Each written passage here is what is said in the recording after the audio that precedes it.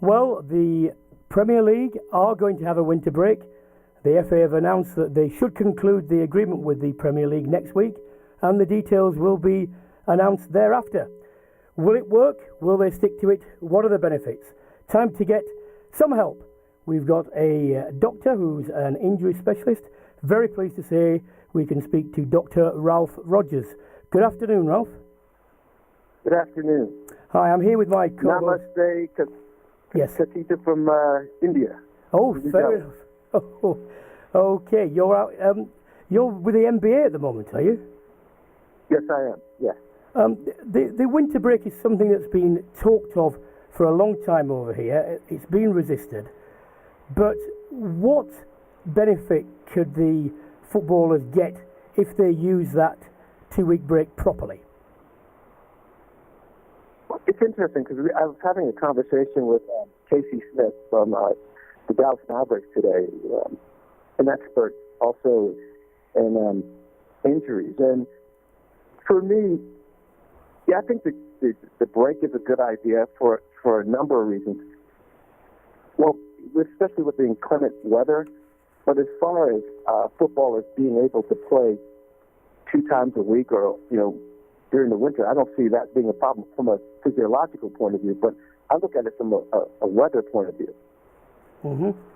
Well, the weather can be 4 seasons in one day, as the song goes over here. Luther and I mean, Luther was an England footballer. We were saying when we are talking about a break in a rest period, it should be proper rest, not doing alternative sports which might involve a lot of strenuous effort. How important is it that they do actually stick to the active rest theory? I'm sorry, are you asking me that question? Yes, I am. Sorry. Oh, sorry, I thought you were talking to someone else. Yeah, no, active rest is, it's really important. I mean, this will be able to give players a chance or teams a chance to get in warm weather for warm weather rehabilitation, for, types of injuries. I think it'll be a really good thing, especially, in January with the weather point of view. I mean, if people are talking about can footballers play during the winter or throughout the year because there's so many games, I've got an issue with that. I mean, from a physiological point of view, these are young, fit, healthy young men. They should be able to play the amount of games that they play. I look at it from a weather point of view. Physiologically, they should be able to play these games. When you're talking about weather, you mentioned warm weather training. How, in contrast to what they would be doing at their clubs if they stayed over here, what would be the differences and what would be the benefits? Well, I mean, just think about it. I mean, if you're in, the north of England, when you have, it's like, 0 degrees, or you're in the south of Spain and it's possibly, 17, 18 degrees, you're able to go out there and train. You have a better feel, good factor. There's a whole thing that we're not even talking about with the psychological aspect. You have sun, you're able to get out and, kick the ball when it's warm. There's not snow. I mean, I would imagine if more teams or all teams had domes, or you could play indoor, I could imagine that there would not be a winter break. Why would there be a winter break if you're able to play indoors? Yeah, I mean, that was gonna be my question, because in places like Iceland, they play, they train for most of the year because of the weather they have there, and they train indoors on the domes and that sort of thing. So we have lots of that. Exactly. That sort of thing is in England, and most clubs have that facility. Yeah, but training and playing are 2 different things. If you're able to play indoors with the great domes and some of the world's great stadiums, I don't see why, from a physiological point of view, why these young men are not able to play throughout a season.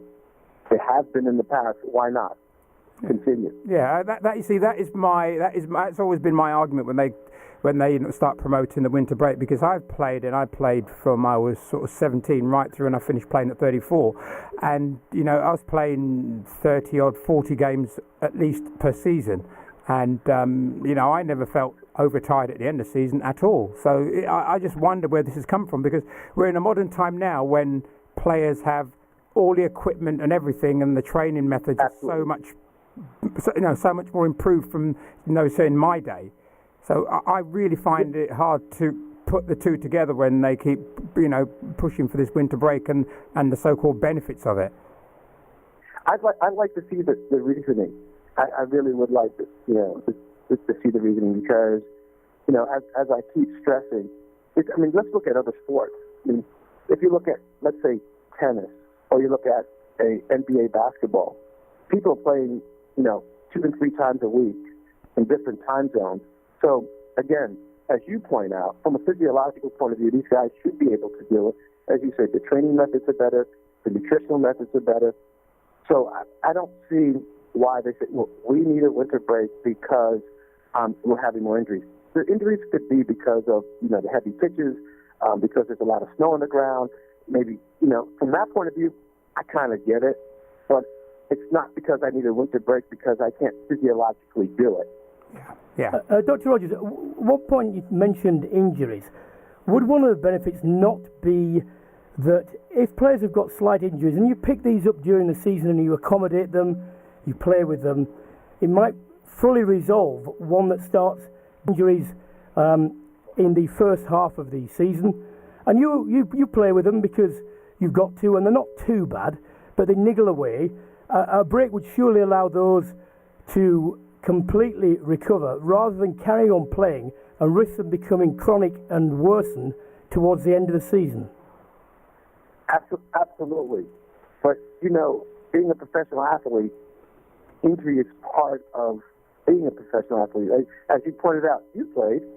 You understand, and I dare say, when you played, was a lot tougher a game than it is today. Would you say that, or what? What yes, would be your comment on that? I would definitely agree with you on that. And you got through it.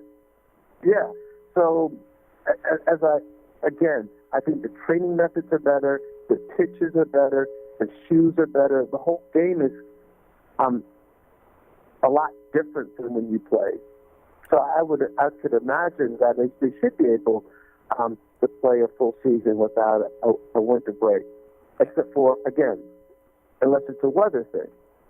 Yeah, I mean the other thing, I think one of the big problems in the modern game, because the pitches now, you very rarely see divots coming out of the pitch when players are playing, because the pitches they are much firmer than what they are. I believe that is more of an issue than the actual playing of the game. Although you do have to play on the pitches, I think it's actually the impact of actually playing on these pitches just so much firmer than they were, because when it was just grass, there was a bit of give there, and we all know when it comes to running shoes how important it is to have the right shoes when you're running on when you're doing marathons or doing long distance running. So on a football pitch, when you've got no cushioning or any of this sort of thing in the boots, and your body and all the joints are taking all that impact, and I think that more is the problem rather than having to been tired. That's my opinion. You know what? I think your opinion is spot on. There seems that there should be a study on that, because you're the one who has a lot of experience in that, and I think if somebody investigated that way, that might very well be the conclusion. Can I ask you one last question, Dr. Rogers? Do you think there'll be any psychological benefits? Oh yeah, I can imagine that if in January, people can look towards players can look towards going to someplace warm for training. I think there'll be a great psychological benefit. Mm-hmm. It'll be really interesting how the fans react to having a couple of weeks without football. Well, I think that will be because at the end of the day, it's still a business, is it not? It's entertainment, it's business. It is. So it'll be really interesting how what happens then, and actually what replaces it. So I look at it from a lot of different points of view, not only from an injury point of view, like from a business point of view. What's going to happen next? Well, we will see. It has yet to come in. The details have yet to come in, but thank you very much for your expert help. That's Dr. Ralph Rogers.